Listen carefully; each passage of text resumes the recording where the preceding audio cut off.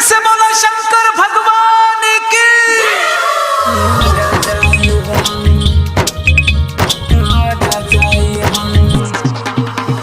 DJ Umesh Sukhipur बाजार।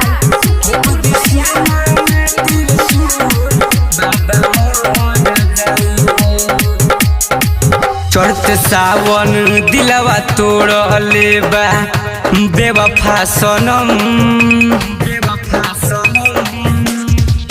चढ़ते सावन दिलवा तोड़ लेबा बेवफा सनम। चढ़ते सावन दिलवा तोड़ लेबा बेवफा सनम।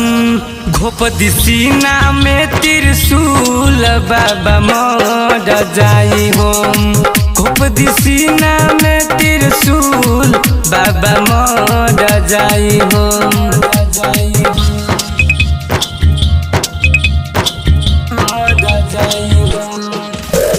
डीजे उमेश सुखीपुर बाजार।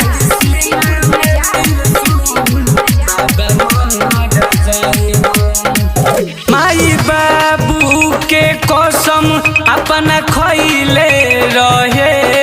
प्यार करब निभाइब सुन तो जन्म।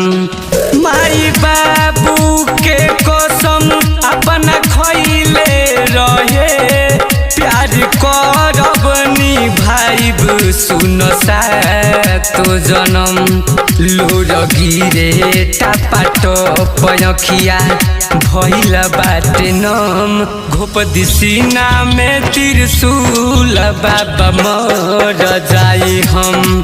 घोप दिसीना में त्रिशूल बाबा मर जाई हम।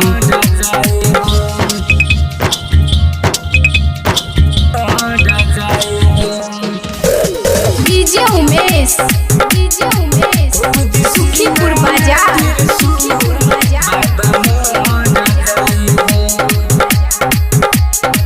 राइटर खुशी मनदीप से रहतिया दूर।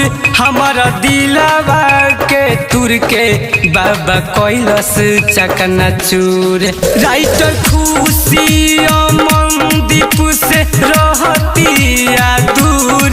हमारा दिलवा के बाबा तुर के कैलस चकनाचूर। कहे राहुल रंगीला दर्द होत नइखे कम। घोप दिसीना में त्रिशूल बाबा मर जाई हम। घोप दिसीना में त्रिशूल बाबा मर जाई हम।